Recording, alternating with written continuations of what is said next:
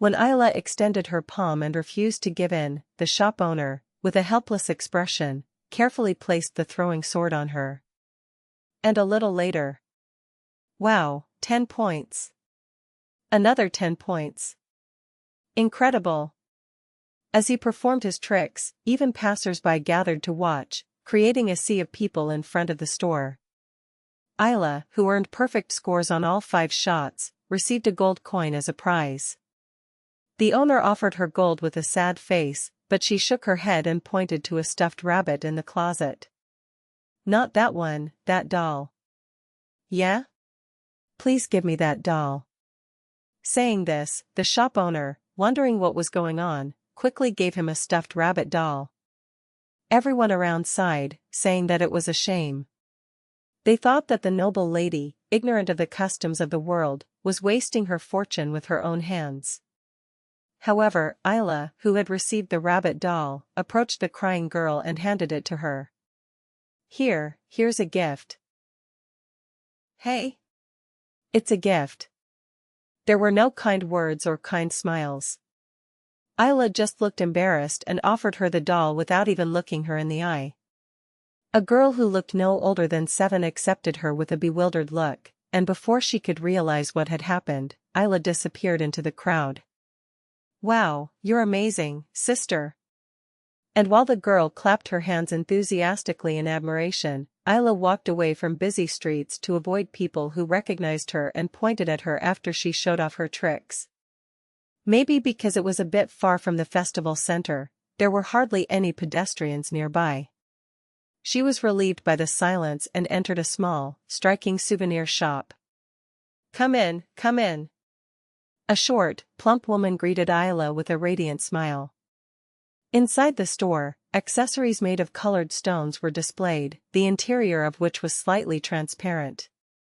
As she gazed at the stone, which shone in the sunlight, as if enraptured, the owner of the store spoke to her. Miss, are you a foreigner? How did you know? Ayla asked in a bewildered voice, wondering how she had been caught off guard if she hadn't said anything. Then the shop owner held up 2 fingers and explained the reason. I knew it for 2 reasons. First, because he has rather light skin. Ah. Where do you think it comes from? Our kingdom of Inselkov gets a lot of sunlight, so we all have tan skin. When Ayla realized that her skin tone was different from the store owner and sighed, she laughed and said, and the second? The second is.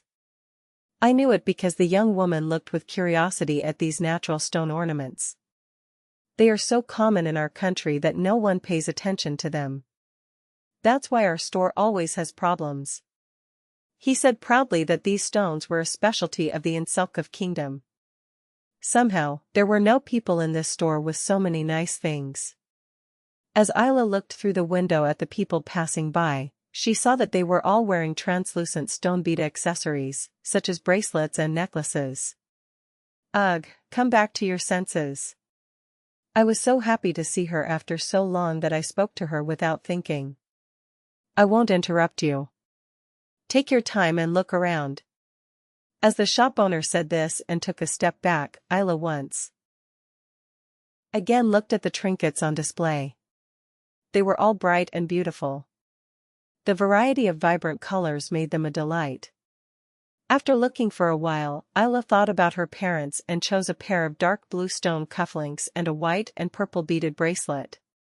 He kept them in the box Winfred gave him and planned to give them to his parents one by one when he saw them later. And, one more thing, I just live while I'm at it. He also picked one for Winfred. It was a necklace with a yellow stone, the color of her eyes. For a moment, he wondered if it was too humble a gift for the crown prince of a country.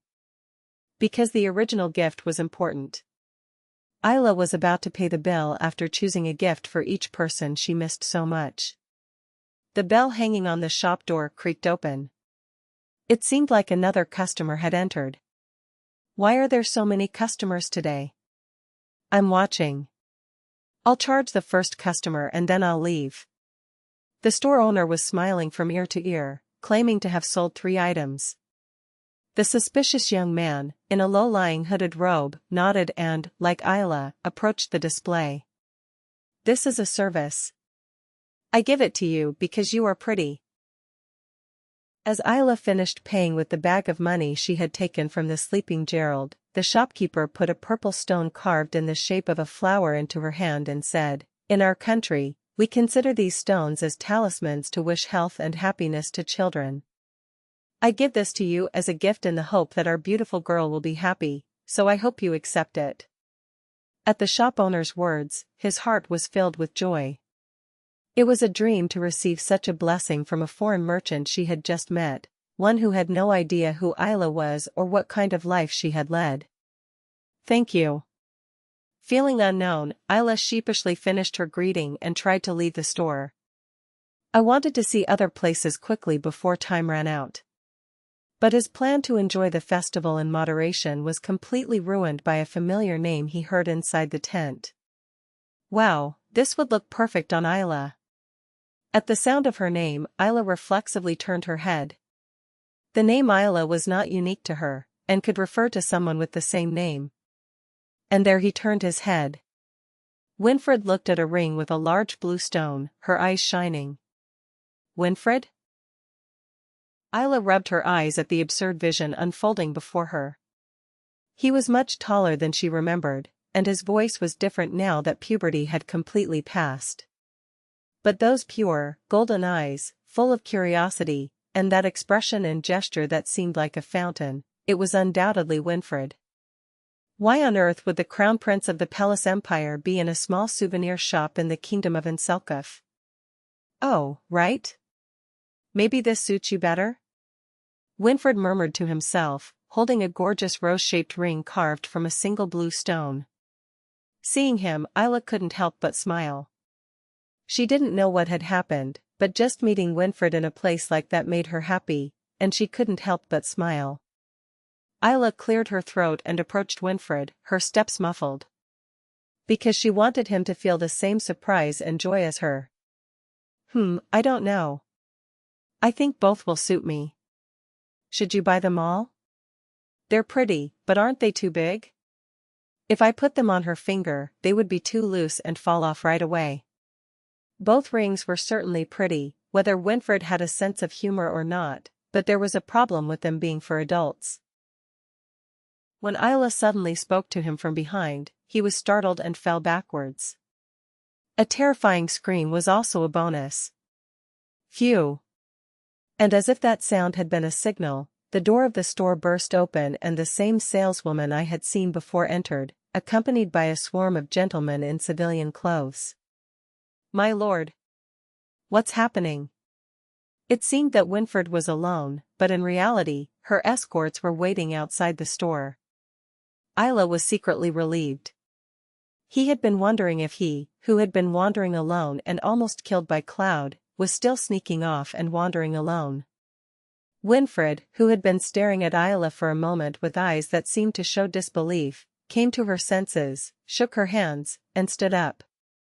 "Oh, it's nothing. I was just surprised to see a friend." "Friend? What kind of friend?" "Oh, come out quickly. Don't bother me," he shouted as he pushed the servants and gentlemen out of the shop, and the owner looked at Winfred and Ayla, wondering what the hell was going on. "I'm sorry. I surprised you with my escort." "Oh, no, it's okay. You look like the son of a noble family. Don't worry about me. Just talk about it." "All right." When Winfred blushed and apologized, the owner waved him off and repeatedly told him she was fine. He even retreated to the back of the store, telling them to call him if they needed him so they could talk comfortably. "Ayla? Are you really Ayla? Why are you here? And you? Why are you here?" When Ayla shrugged and asked again, he explained his situation with a still bewildered expression. I came as a congratulatory envoy for the Crown Prince's investiture ceremony, and I came out in disguise because I wanted to see the festivities." "But why?" "It's a long story. Are we still talking here?" Wouldn't it be better to buy what you need and go somewhere else? At his words, Winfred responded, "Oh, sure," and proceeded to pay for the 2 rings she had chosen earlier, along with some other jewelry. However, he added a generous tip, saying it was for making a fuss in the store.